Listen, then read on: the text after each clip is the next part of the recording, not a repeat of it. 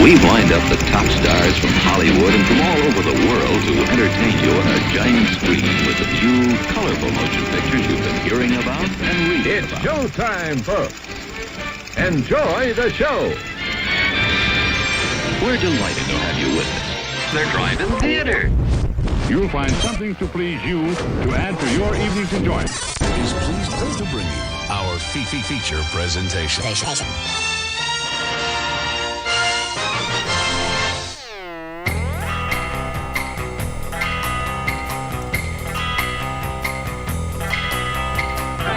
What's up, everybody? You're tuned in to the Drive-In Speakerbox, the best in, well, us, I guess. Yeah. I got to come up with a new intro to that because it used to be for years and years and years. It was the best of film scores, soundtracks, movie news, DVD reviews, and more. I'm your host, the Boom Operator. And then the grip. Yeah, and that's kind of how we would do it. But now in this post world of everything being weird and movies not existing and Empire Strikes Back being number one at the box office again. I mean, it's only like one of the best movies ever made. True, but these are challenging and uncertain times, guys. And I don't know. I mean, we don't play film scores anymore because of FCC and all that, and MPAA and DVD reviews are gone because who watches those? Yeah, who does that? No one. Yeah, and new movies hadn't come out in 4.5 months. I will buy like UHD disc if something is like released in 4K UHD that had never been before, like an older movie. Yeah, like I'm all over that kind of a thing. Well, maybe I'll incorporate that into the intro. Just because I want stuff crispy. Crispy UHDs. Yeah. Well, hey, everybody. Welcome back. I know we weren't here last week. Why weren't we here last week? What was the deal? You were working on a TV shoot. show. Yeah, I was filming television shows. You were doing that thing about the industry that we talk about. That's right. I wished I'd brought my sound bag up here to kind of walk you guys through it and show you guys, give you guys a little insider info on what a boom operator does. But yeah, I worked on 2 really cool projects this week. One I can't really talk about too much, but the other one was a documentary that is being filmed. This guy had been working on this documentary for like 20 years. And, he kind of ran out of money, and then he sold the rights to another production company, and he's still involved, but a new team came in, and we're finishing up this interview with this guy who I can't really say his name, but did you see that movie with Tom Cruise, American Made? Where it was like the guy, I never did. Where it was the crop duster flying for... He was like Arkansan or something? Right? Basically the real life that guy we were interviewing, and man, I heard some stories. Holy crap. Dude used to like run drugs for the cartel and guns for the CIA and all kind of weird, crazy stuff. But the things you hear as a boom operator, man. Yeah, don't say anything that's going to violate NCA, man. Yeah, or NDA. NDAs, can't do that. But shout outs to everybody that's already tuning in. We got Johnny Dalton, Dylan Dooms out there, and of course the return of one of our longtime viewers, Vince, up in Chicago. Hey, Vince, welcome back. Good to have you back on the program. Why am I so addicted to the word program? Does anybody call it that anymore? You could say program. The program? Yeah. Welcome to the program, Pilgrim. Yeah, it's going to be... Oh, there's a thing about movie news that I forgot about that we can talk about. Cowboy stuff? Yeah, cowboy stuff. Well, let's talk about it. They're removing a John Wayne display from the Southern California Institute of Film or University of Film and Film Studies, because they said that John Wayne was a butthole, had said some bigoted things, and so now a man that was in a lead in 145 out of 147 movies, an American icon and someone who changed cinema, forget that guy for sure. So, well, he probably said the wrong thing to the wrong cowpoke. I've never heard anything about John Wayne not being a nice person, but I guess that's a thing that people. You know what I heard about John found Wayne? out. One leg was longer than the other. And that's why he walked funny. Yeah. That's about all I know about John Wayne. He filmed The Shootist. Was a guy dying of cancer while he was a guy dying of cancer, with old Richie Cunningham.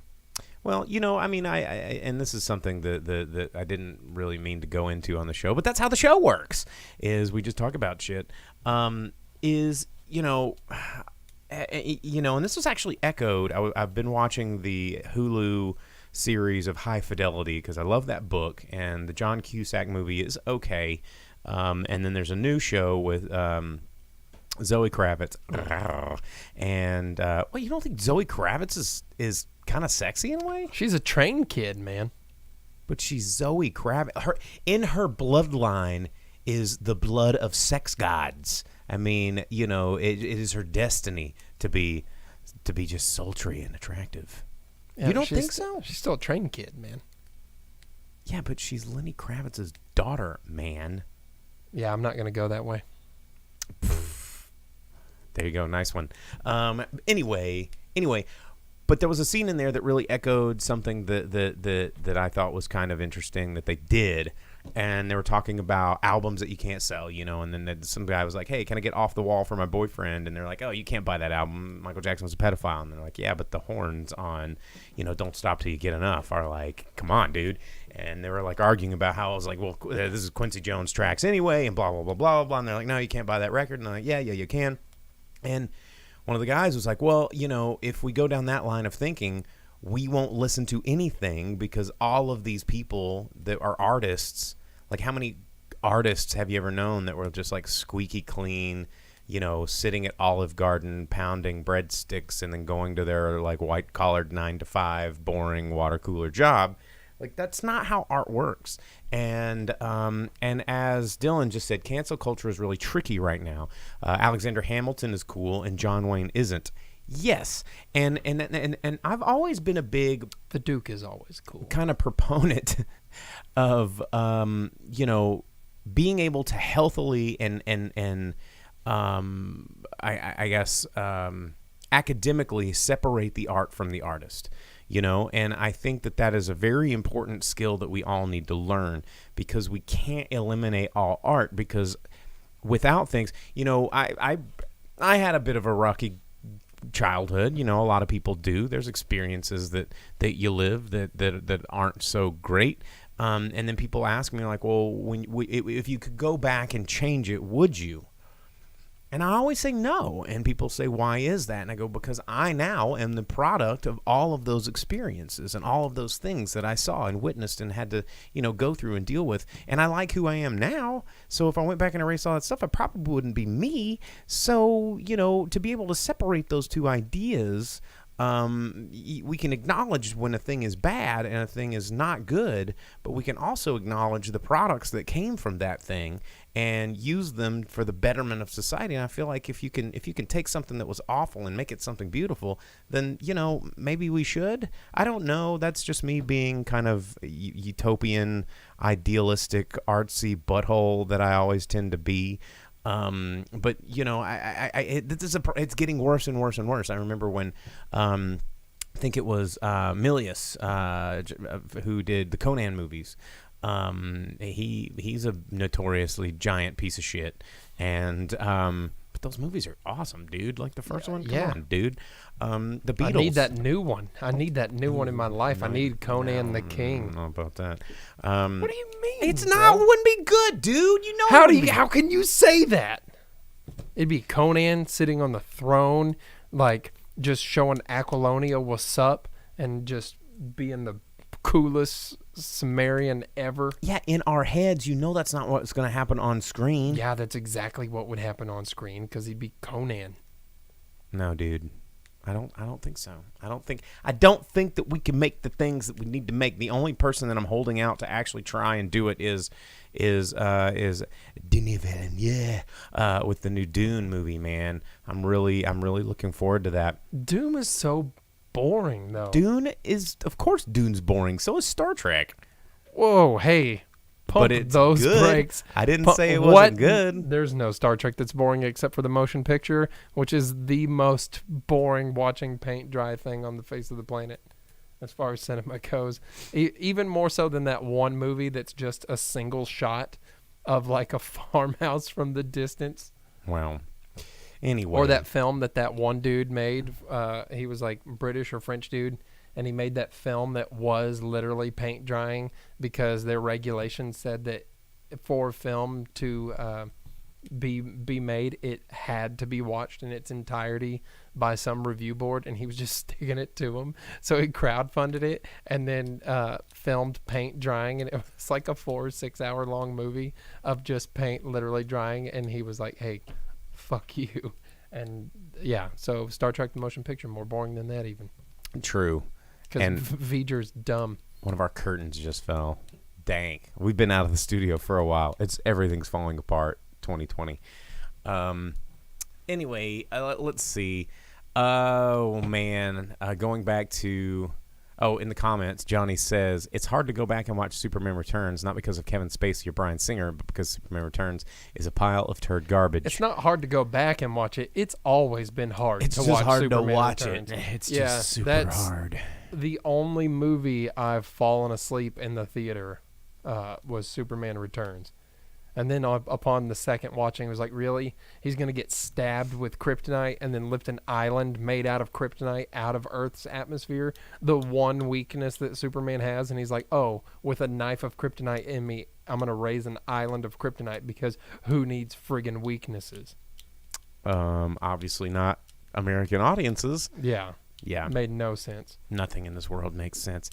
In other news, didn't mean to go down that cancel culture rabbit hole, but AMC has found some money, I guess. They have figured From out... Amazon. Well, they've figured out a debt agreement that is going to kind of keep them afloat at least through 2021, which is good news for anybody that likes AMC theaters or just movie theaters in general, like us.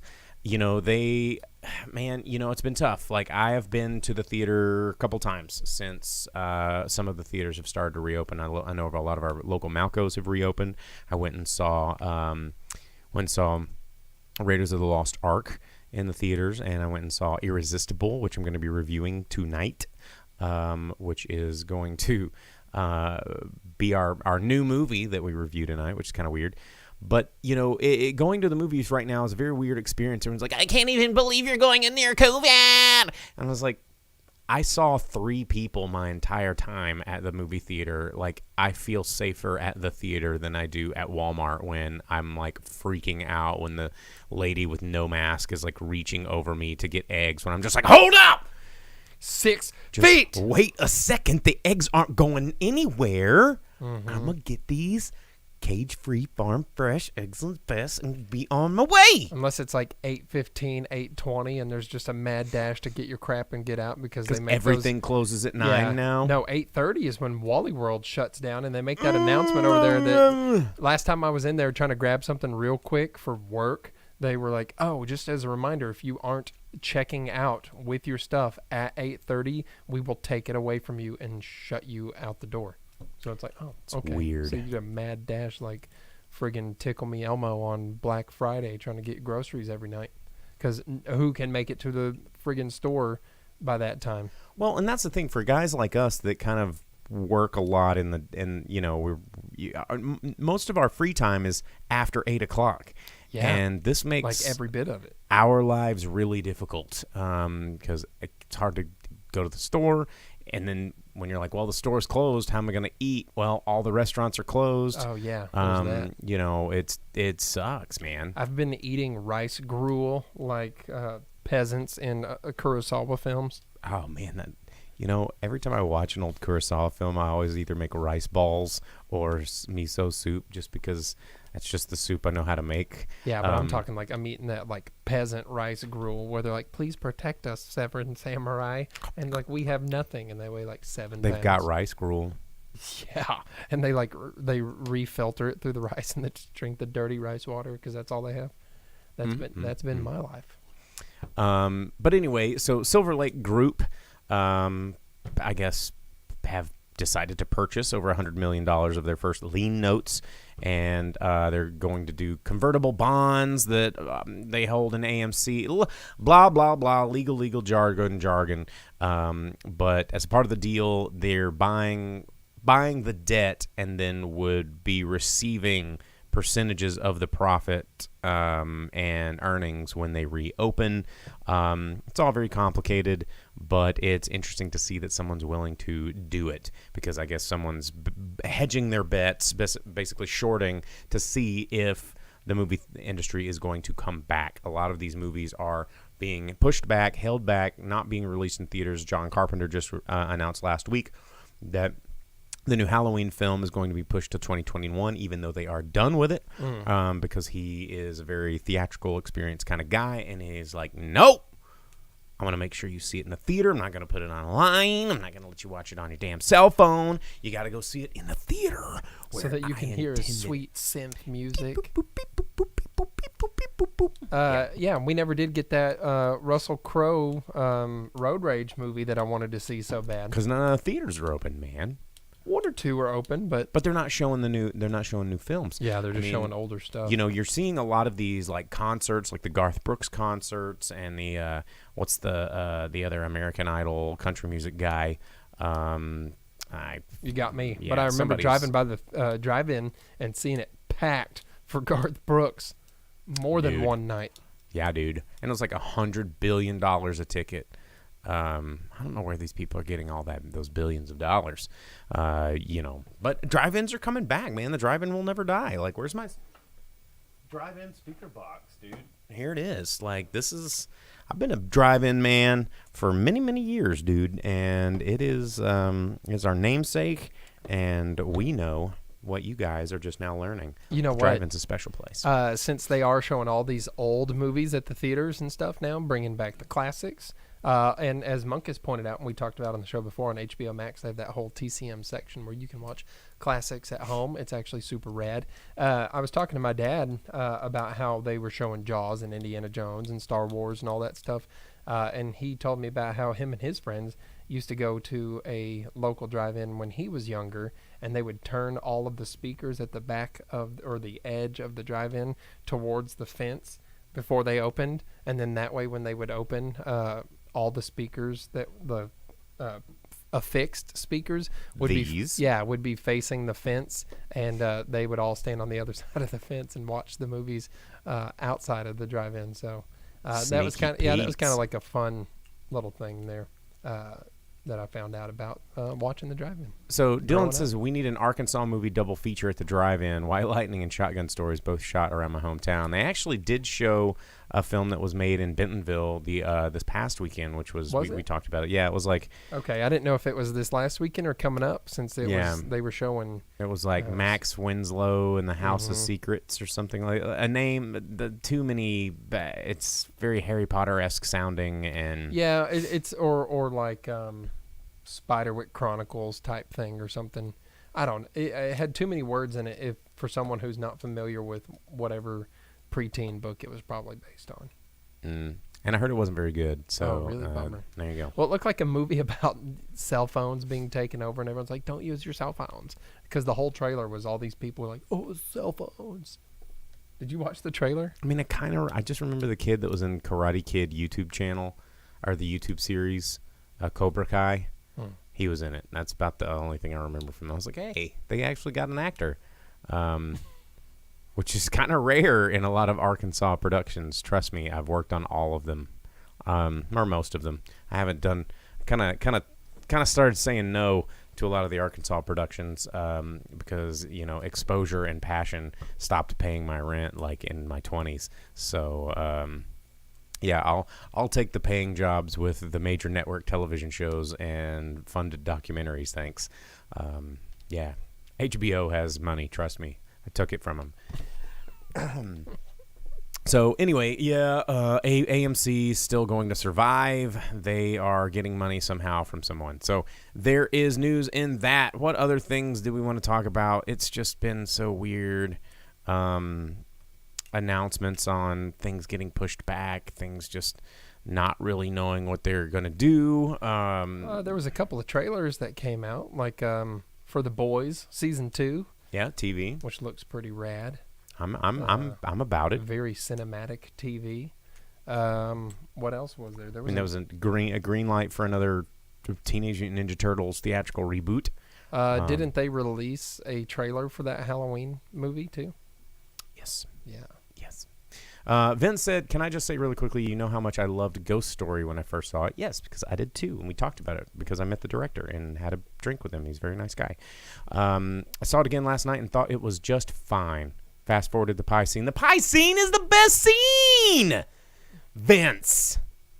It's the best scene. Is it like American Pie, but it's the ghost and no one knows what's going on? No. They just hear plop, plop, plop, The plop. pie scene, I mean, I guess I get it because I have not rewatched Ghost Story. But the thing with the pie scene, the infamous pie scene, it's like a 9-minute long pie scene. And is it like in Matilda where someone's having to eat it and it's just all over their face and it makes you sick to no, watch? it's actually really sad, dude. It's oh man, how to explain this? So Rooney Mara, is married to Casey Affleck, or engaged, or they're like a newlywed couple, and he dies. Obviously, ghost story. So she, like most people, when there's a death in their family, they get bags of pie. Well, they get people bringing them like treats and baked goods and things of that nature. And she gets this pie, as you do, from the neighbor trying to, make things right, but not knowing how. And she starts to make like she's going to eat a slice of it, right? And in her grief, she just gets a fork and starts eating the whole pie and doesn't stop. And eats the whole pie, like we do, like we've all done. We've all eaten a large pizza. Doesn't take a death in the family to make me sit there and eat an entire pie. And it's delicious. And but it's such a real and interesting scene where the scene goes so long that it pushed you as a viewer in an uncomfortable position while you're watching it. So you're also you're feeling very awkward with her. So it kind of goes to this point of going, okay, yeah, I get it. This is weird. And then it hits okay, this is kind of stupid. And why am I still watching her eat this pie? But then it becomes so real again that you're by the end of it, you're in that moment. And it's a good scene. It's a really, really good scene. So, and as Dylan said, Ghost Story is down with a 4:3 aspect ratio. Yes, it is. But as Vince said, after he's watched it the first time, yes, you have the right to fast forward. But if you've never seen the scene, it is a beautiful scene, and it's an envelope pushing scene that I think is very important. Yeah, Vince, she's eating it on the floor. Do you have a thing against eating pie on the floor? I mean, I don't even have a dinner table, so I eat most everything on the floor. Yeah, I'm starting to feel personally attacked. Mm-hmm. Johnny Dalton says he ate an entire Pizza Hut pizza when he watched the Sonic the Hedgehog in theaters. Yeah, dude, because pizza rules. Dylan says actors don't spit out the food since they have to do multiple takes. And that's what made that scene really interesting, is because it was a single long non-cut take, and she ate that whole damn pie. It's just a good scene, man. It's a good scene. Well, talking about pies and pizza pies, did you say something about a Ninja Turtle reboot again? Yeah, cowabunga, dude. I think Nickelodeon Studios, they're just gonna do another, probably just like they did with the animated one that came out from Nickelodeon. That actually wasn't that bad. It was a true sequel to the live action movies. Yeah, so a lot of it was good. Just TMNT, I think was the name of that one. Pretty good. We'll see. I'll report back when there's more news. We're not just sitting here talking about pie. Becky says she can eat a whole pecan pie, but not all at once. In the world of Ninja Turtles, I saw a thing where they have a teaser out for a comic, like a in the future type thing, where all of the turtles but one have been killed, and the one has all of the weapons of the fallen brothers, and he goes on like a revenge mission, and the ghost of the turtles are with him, and yeah, he's a Ronin turtle.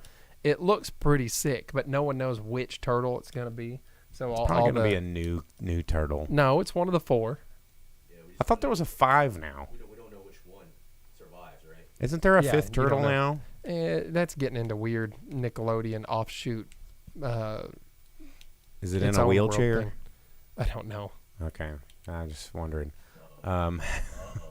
Go Dude, ahead. Vince saying TMNT versus Mortal Kombat. Well, guess Don't what? do it, man. Warner Don't do it. Brothers has the Ninja Turtles available in Injustice 2, which is made by NetherRealm Studios.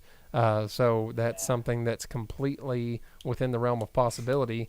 And Ninja Turtles are one of the few that have a fatal finisher in Injustice because Raph throws 2 sides into their chest, straight through their lungs and heart, and then they beat them with a skateboard and then shell shock them to death. Pretty rad. Pretty rad. Yeah, and you can play as all 4. All you do is switch their weapon, and you can. Speaking be of video games, why haven't we started our Twitch channel yet? I don't know. We need to. After our Sea of Thieves that we played the other day, and just the hijinks that we get into on that game. Man. Yeah, we sang "Happy Birthday" to a stranger and gave him treasure. Yeah, we last played. night. We played 3 different instruments and danced around a ship and gave him treasure and freaked him out. He was really uncomfortable. Yeah. John asks, how many Zoom movies have been filmed / came out since quarantine? Movies? I don't know. That's a good question. I know TV shows. Tons of them. Like, I literally am doing one right now. One of the things, like, I'm doing a shoot on Friday, the documentary. I had to run Zoom and audio for the producer who was in California to be socially distanced. And it was very strange to have to, figure out how to we kind of set up a teleprompter in front of the lens because we wanted the frame to be, into camera with the talent. And it was very, very, very awkward to have to manage all of this. And as from an audio perspective, like having all these multiple channels going ins and outs, causing feedback, it was such a nightmare. But Zoom and teleconferencing is becoming a part of the new production process, and it's very, very, very, very, very awkward. Yeah, like that Parks and Rec reunion that they did. Yes. Yeah. Very awkward. Let's see. Catching up in the comments, Travis asks if I ever played Teenage Mutant Ninja Turtles Tournament Fighters. Yes, it was trash, like most of the console Turtles games. Turtles in Time?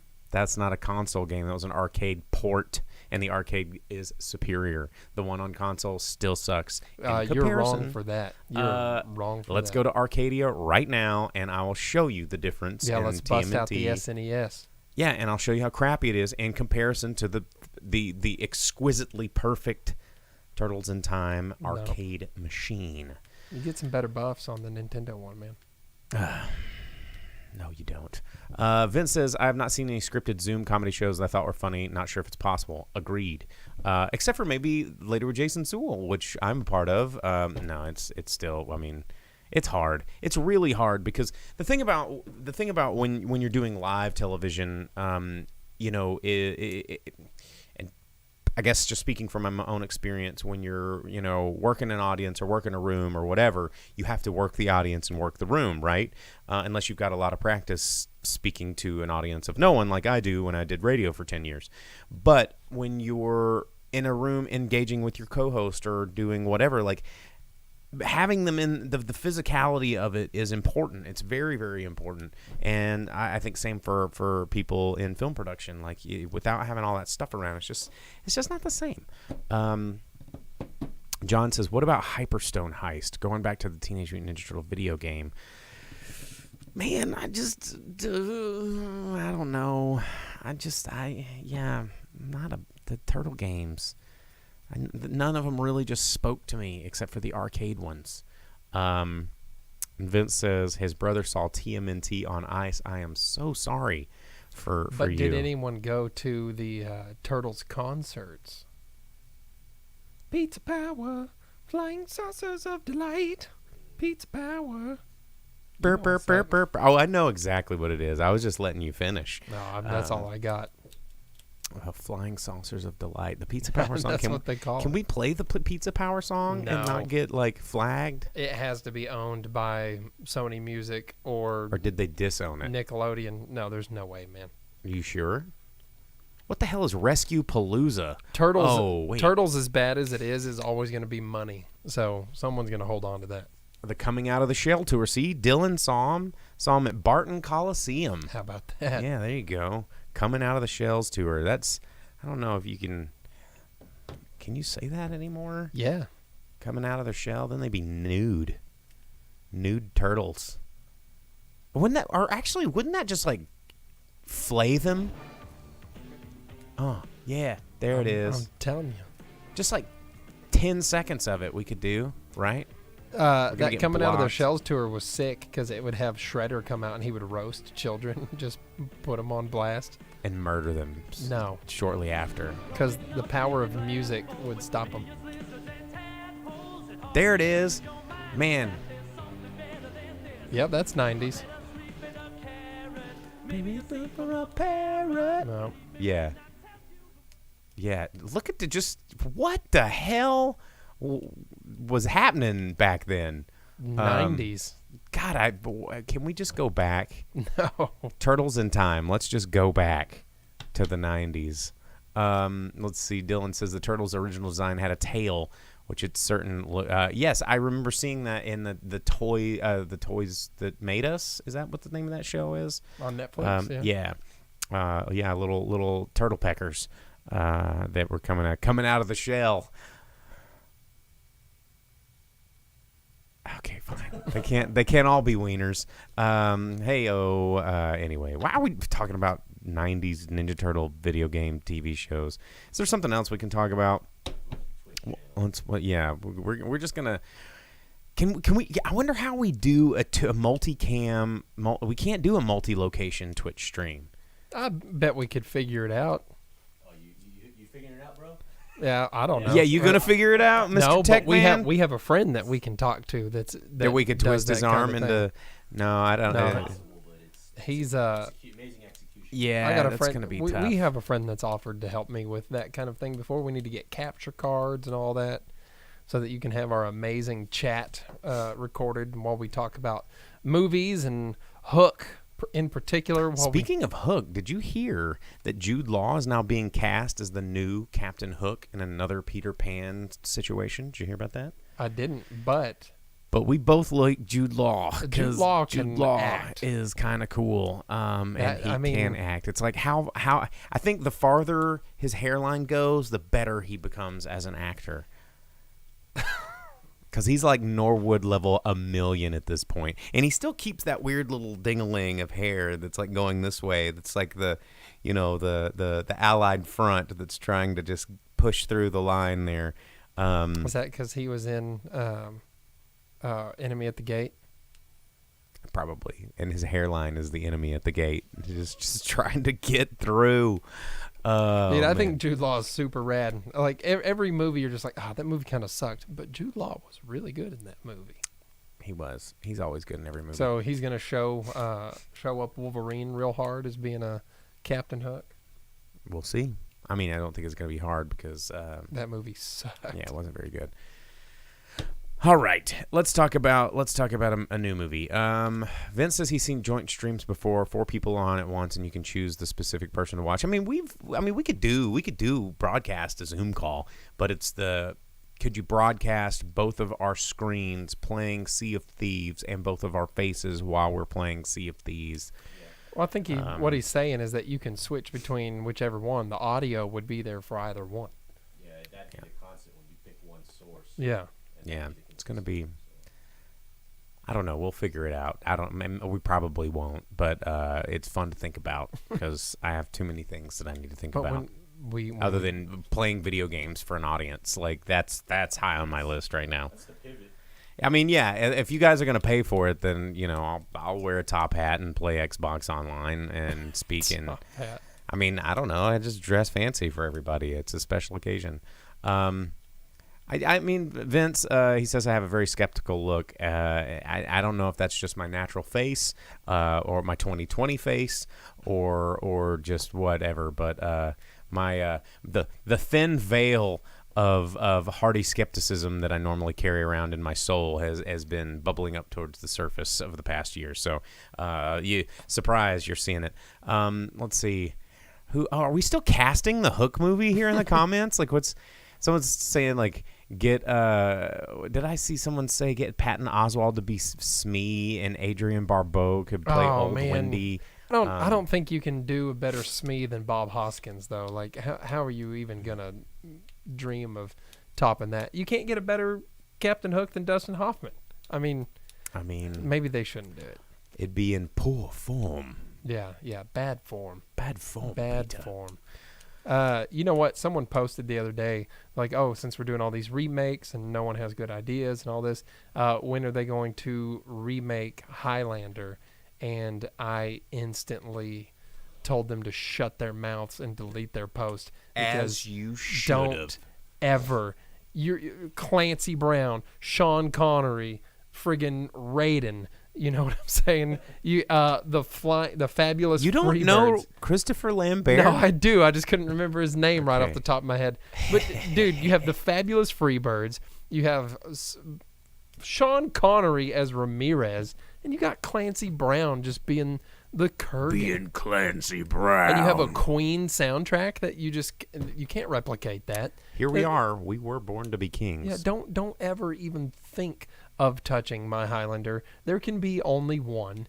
Don't do it. It doesn't need a remake. I watched it during quarantine. It still holds up. Yeah, Highlander is still sick. I watched Running Man last night too. Which is awesome. And it still holds up because it was like it's my money and I can bet on whoever I want. And Ben Richards. He is a a bad motherfucker. Mm-hmm. But you know what? It was like in the year 2017, viruses have run rampant and the government is controlling everything. State-run television has made... And I was like, oh, holy shit, this is 2020, like, happening, and it's the Running Man. And it's like science fiction always knows what's going to happen to us. They've always known. Oh, and Johnny, See You at the Party, Richter, that's a different movie. Still sick movie. They remade that one, and look at how that turned out. No one cares about that remake because Total Recall was perfect the first time, and you don't remake Total Recall because when they did, it was just garbage. Turd trash. It was I was garbage. talking to one of our friends on Facebook the other day. They'd posted some weird picture that had like a Quato figure, and I was like, oh, dude, Quato. Quaid. Give the people air, Cohagen. Come on, Cohagen. You got what you want. Give these people air. People air. Dude, you want to talk about music you can't listen to because someone in the band did something bad. Austrian Death Machine. Super sick, party thrash, heavy metal band. All the songs are nothing but Schwarzenegger references in movies. And they have a See You at the Party Richter song. Never heard of this band. Oh, dude, you're going to in about whenever we're done with this show because... Austrian Death Machine rules. But the lead singer tried to hire somebody to murder his wife, apparently. Ooh, bad form. Yeah. Yeah, you but can't. He's out of prison, so, whatever. Well, okay. I guess he didn't. All's forgiven? I mean, how does prison work? It doesn't change how cool the music is, man. I'm just saying. Well, in other news, I rewatched Running Man, and it holds up, dude. I've been rewatching a lot of old movies just to see if they hold up. I rewatched Dark City; it still holds up. I miss Mr. Proyas. I miss his vision. I miss his world. He hadn't made a good movie in a long time. Johnny says. Johnny Dalton says, my baby and I can totally do a Quado cosplay for first Halloween. Yeah, oh my gosh. Teach your baby to say Quaid and wave its arm. Quaid. That would be hilarious. Open your mind. Please do that. Need pics or didn't happen. Yeah, put creepy makeup on a baby and teach them to say open your mind. And you just like open your shirt and they're there like, Someone's done this before. I think someone has to have done this before. I mean, one year for Halloween as like my cop-out costume, I bought a T-shirt that was Quato. It looked like it was ripped and it had Quato coming out of the center. I remember that. Yeah, because I couldn't put a costume on every night because I was having to work. So on the nights that I was unable to put the costume on, I had my like Venkman Ghostbusters shirt covered in Slimer goo that glue in the dark, and then I had my Quato shirt. So I have my like T-shirt costume alternatives for when you can't wear a full one. It's important to have. Yeah. But Halloween probably won't exist this year, so... Don't say that. Don't you ever say that. Hey. Every time you say that, a fairy dies. You have to say, I believe in fairies. You have to... Man, you know Halloween, how important Halloween is to me. outlook not so good on the old crystal ball there and the Magic 8 Ball. We'll see.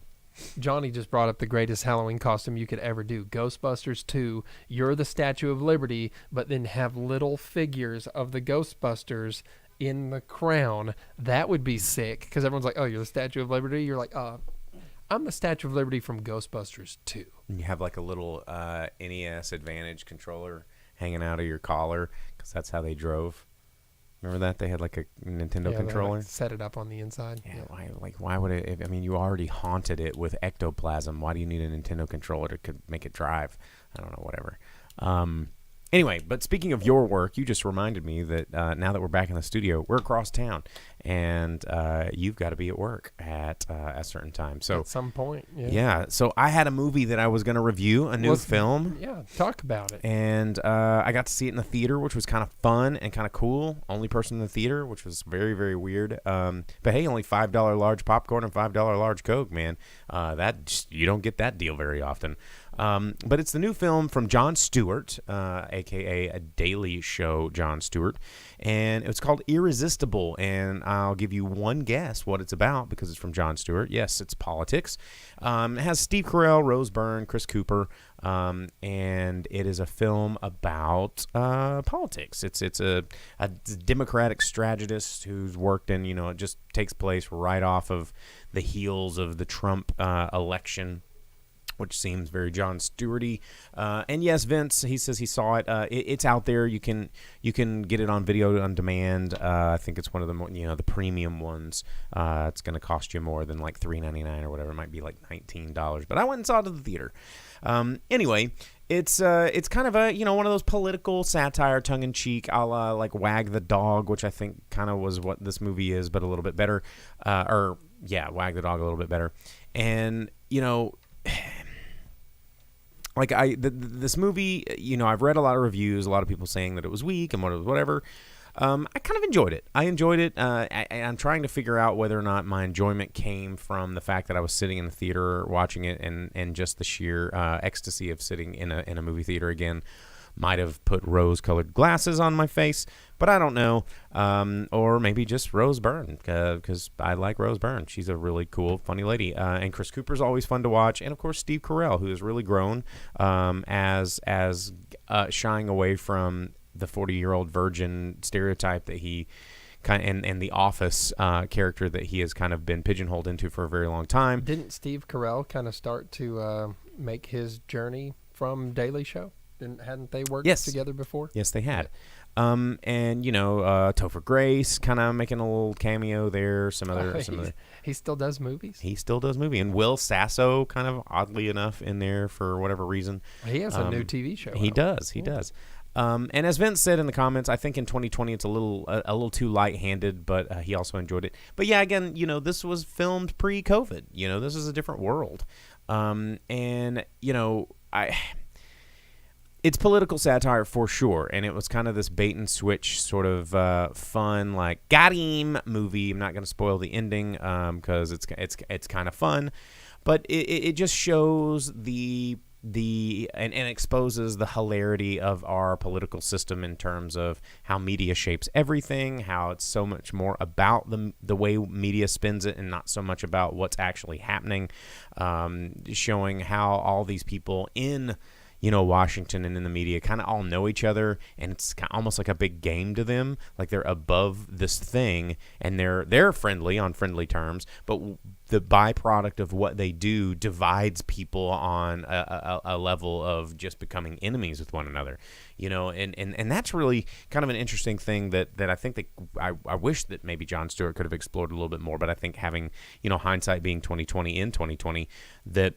When you see these political pundits, I got this piece of glitter. It's weird. When you see these political pundits, you see these strategists. These people are having lunches and brunches together, and they're not enemies. They're not putting stickers on the back of their car and fighting with each other on Facebook and hating each other's families and screaming at each other in coffee shops because they won't wear masks and somebody else will. But they're creating that for all of us, and it's really, really weird, and I wish more people would kind of learn it. And I think that for people like me and probably Vince, a movie like this is not going to be very eye-opening or shocking to us, and we're going to see how much of that is like satire-based in fact. But I think if a lot more people watch movies like this, I think they'd kind of have a different knee-jerk reaction to it. They'd be like, oh, man, this is just fantasy. This ain't how it really is. Kind of like when Michael Moore first kind of hit the scene and was doing and you're making the face. But that's because he edits his movies and does create some fantasy there. No, he absolutely because does. he straight up lies to get his point across, and there's a big problem with all of Michael Moore's documentaries. Well, because they're not documentaries. No, they're based in information, but making a spin to tell a narrative, a constructed narrative.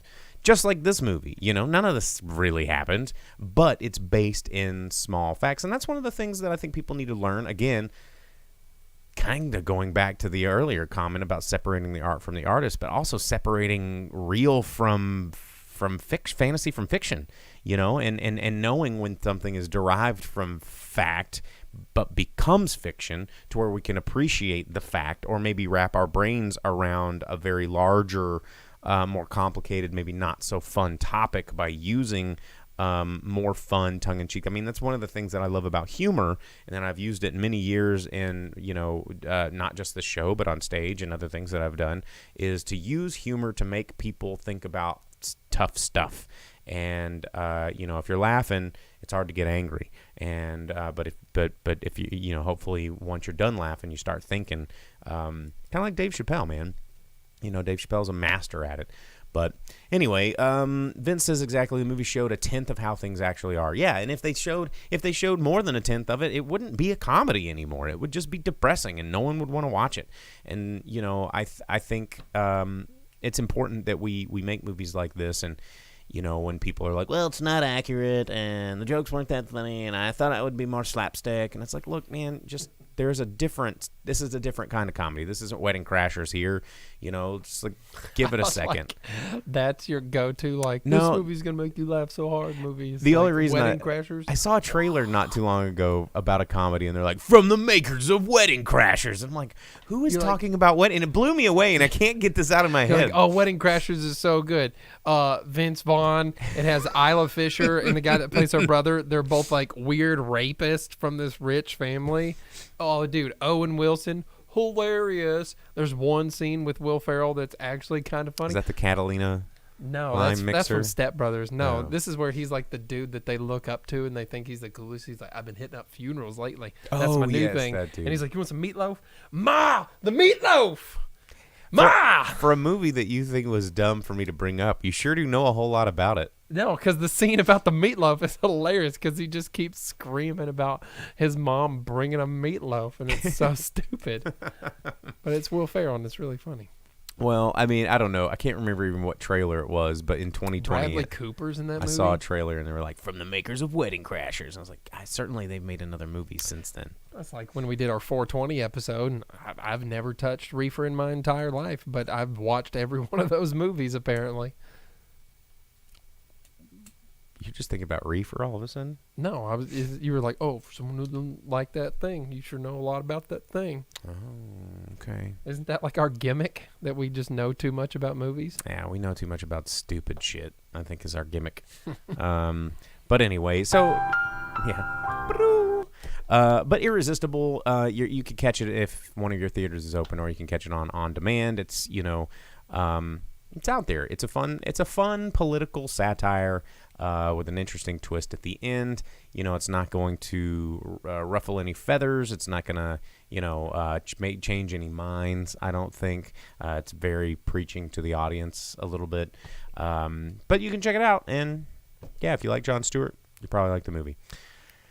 Let's see. I like how Dylan asked if it's still called reefer. Dude, I don't know. It's not my scene, man. I get that from Back to the Future, where Marty gets locked in the trunk, and Billy Zane and the crew show up, and they're like, "Hey, we don't want no trouble from no reefer addicts." Is that why that scene from that movie is why you always say reefer addicts? Yeah. I was wondering where that came from. Yeah, because the dude with the 3D glasses. With the 3D glasses, and yeah. Billy Zane and whoever the other guy is, that's part of Biff's crew. But now everybody in the comments is thinking that you're from the past. Sure do love me some talkies. Yeah, and I mean, oftentimes I think he's from the past as well. So. Yeah, I might fit right in pretty well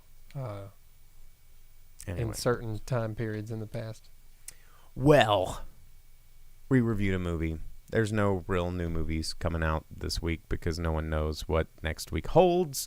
California re-shut all their bars down today. Yeah. There was sad news, too, in the world of Indian cinema. A couple of their big actors all tested positive, so it doesn't look like Bollywood or It's going to go back into production anytime Tamil soon. or any of those movies are going to get back on track, too. Yeah. Fun.